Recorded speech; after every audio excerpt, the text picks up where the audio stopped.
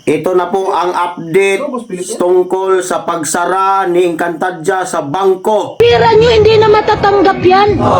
Kung may pira kayo dyan sa bangko ngayon, withdrawin nyo na dahil magpadlock na. Wala nang pira, diplomat na po. Kayo, mga nag-abroad, umuwi na kayo. Kung hindi kayo uuwi in 72 hours, ha? Hindi na kayo dito makakauwi na hindi diplomat po. Ang totoo niyan, kaya gustong ipasara ni Encantadja ang mga bangko dahil hindi ko siya nabigyan ng sahod ko sa Facebook at YouTube. Dahil kaya hindi ko siya binigyan ng sahod ko dahil iniwan niya ako at pinagpalit kay Dato Adlaw. Kaya niya ako pinalitan kay Dato Adlaw dahil sa akin ay maliit lamang. Kaya po, ako po ay nagpapaliwanag sa lahat ng manonood na huwag kayong maniniwala kung anuman ang sinasabi ni Bai Encantadja dahil gusto lang lamang niya po na gumanti sa akin dahil hindi ko siya binigyan ng kalahati sa aking sahod. Buang manihoy.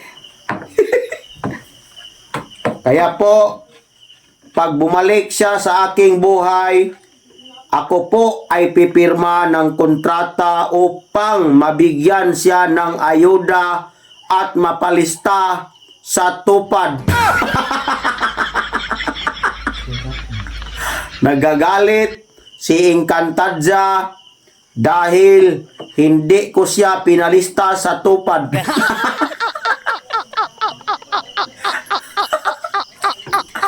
Ayan lamang po.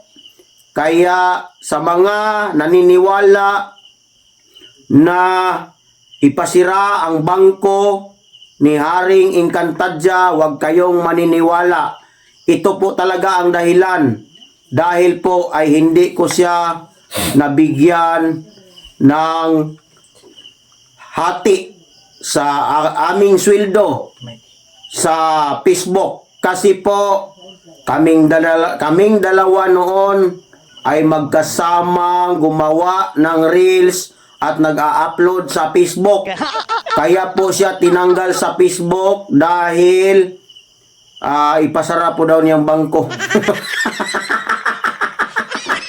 Nagre-reels po siya kasi gusto niyang kumita ng pera at gusto niyang maahon sa kahirapan dahil umalis siya sa aking buhay.